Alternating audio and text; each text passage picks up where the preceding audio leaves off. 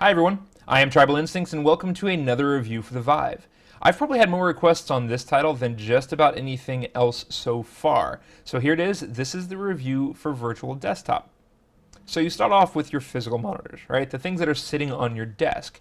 You're able to then view them in virtual reality, which that by itself probably wouldn't be that compelling of a feature until you add all the really cool settings that you're able to add to it. Like being able to make it absolutely massive at 10 meters away. So you're able to see an IMAX display right in front of you. Or you're able to make it really small directly in front of your face. You're able to wrap it around your entire head if you really wanted to, all the way to 360 degrees, which is not too very useful.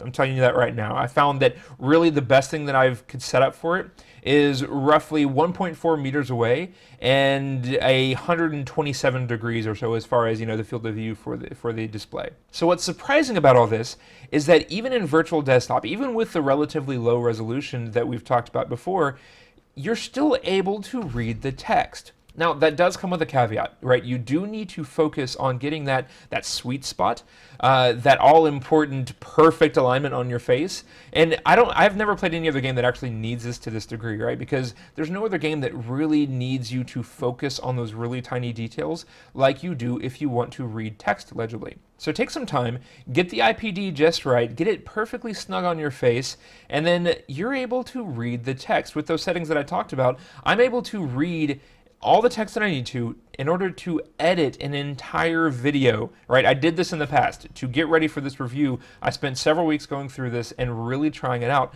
and I was able to edit an entire YouTube video completely in virtual desktop. Right? That is really impressive. I did not expect to be able to do that. Now, is it as comfortable as a physical monitor? I can't say it is, right? It's really not. There is a lot of really cool applications for this. I don't know that I would use this for programming. I don't know that I would use this for editing videos on a regular basis. There are things that are just still more comfortable on a physical desktop, just because of the resolution is not quite there yet. That said, if you don't need to be doing a lot of really fine detail, then this has a lot of really cool aspects to it. Like you're able to take your monitor and you're able to make the background transparent in this really beautiful scenery, and you can actually download extra areas from the Steam Workshop. So it's really neat being able to just sit there with just your single application running, or maybe several applications running, and they're all just kind of floating around by themselves right in front of you.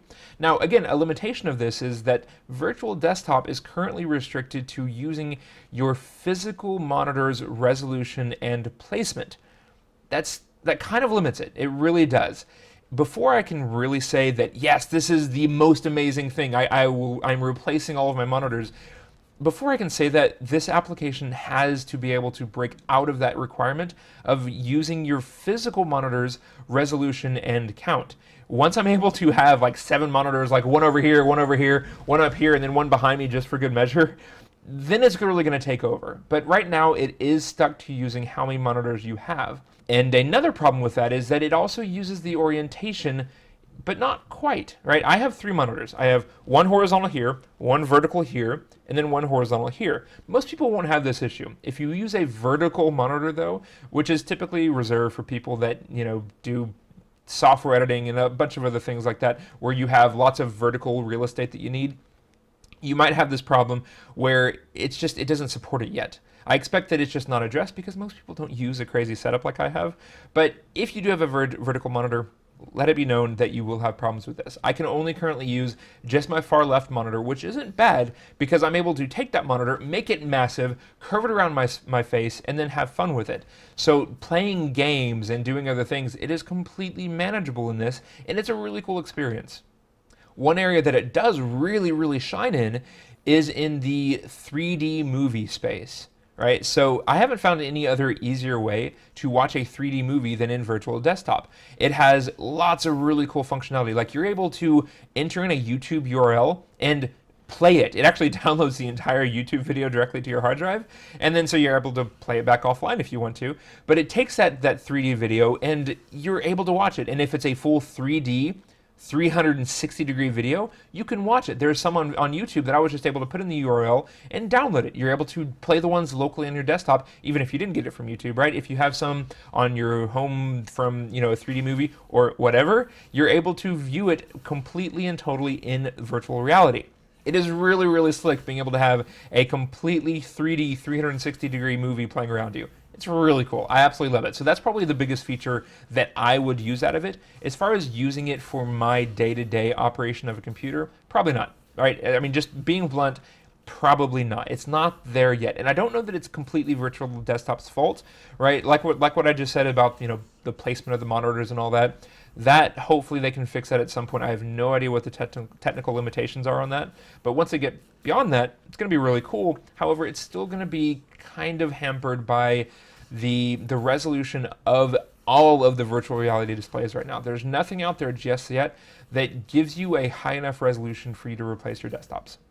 Once you're completely plugged in and you have all your settings configured all nice in the way you want to, they've actually done some really cool things to keep it to where you don't have to deal with the physical world if you don't want to.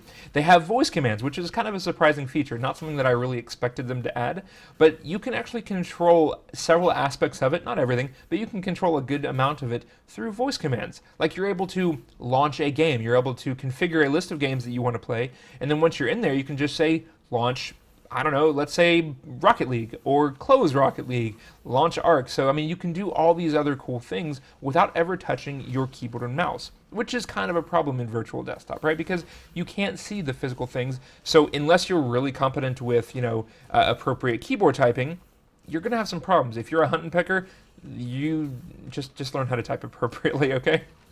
And lastly, one of the most important things, something that could have been a potentially completely game-breaking thing for this, is how much drain it is on your computer, right? How much CPU it uses. And I am very pleased to say that it uses next to nothing. My computer averages anywhere from 0 to 1.6 CPU utilization, and it's really handy. It tells you there right there on the settings display how much it's using. It's astounding. I am so relieved to find out that it uses that little. So I'm actually able to use this and still do everything else that I want to do on my computer without any serious drain. So in summary, let me start off by saying that I think that this program is absolutely astounding. Okay, I really, really do. I love what they've done.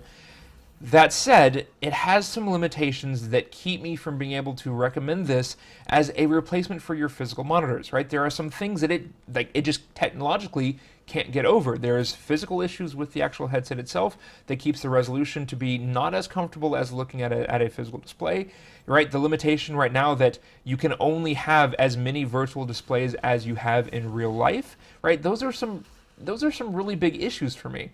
They make it to where I just can't get behind this enough to where I can say that I don't need my physical monitors anymore, right? Because obviously you absolutely need them, and even still, even if you didn't, it's not as comfortable yet. So while I think that this is really cool, and I think that it has some amazing, you know, uses for like playing a video, a 3D video, or playing some games, I can't recommend this as a replacement for your physical monitors, which is what I've seen most people are really, really interested in. So that said, I love the application, but it's not quite there yet.